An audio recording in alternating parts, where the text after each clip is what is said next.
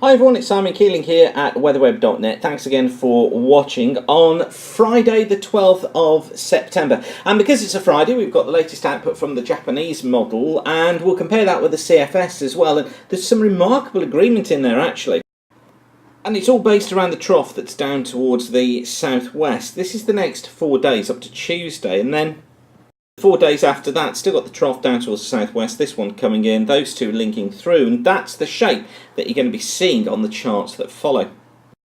So this is the output from the Japanese model for the next 6 days. So this takes us up to Thursday, the 18th of September. And look, above normal heights, there's the trough, look, down towards the southwest, and you see there the similarity between that chart and the one that I just showed you.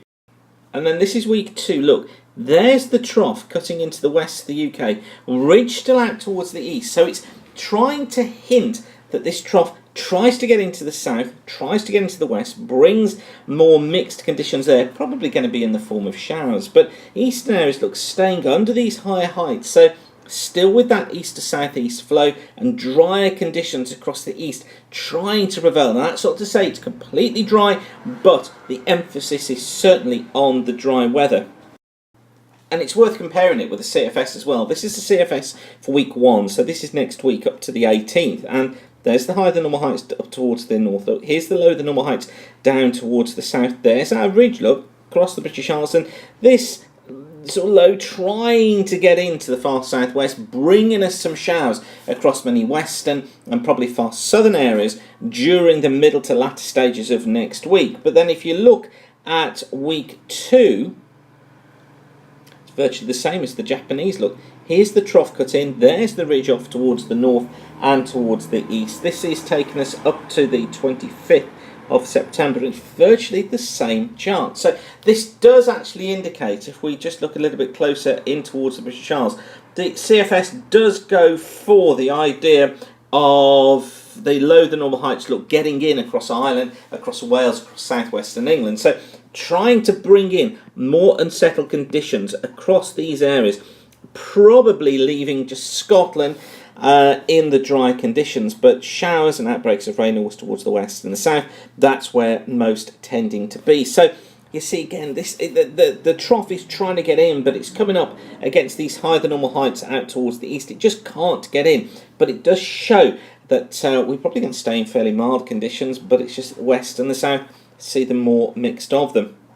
And then finally week 3 and 4. So this is from the 26th of September, running right the way up to the 9th of October. And this one's interesting as well because look, the height's coming back towards nearer normal. Still got this high out towards the west. The trough kind of tries this idea of breaking through, but then just doesn't do it. Look, it gets pushed back further west. So the Japanese certainly going for this idea of the ridge persisting out towards the east, and I think we'll have this chip away out towards the west and the south of the showers and rain trying to get in, but indications from the JMA are that that high gets back in.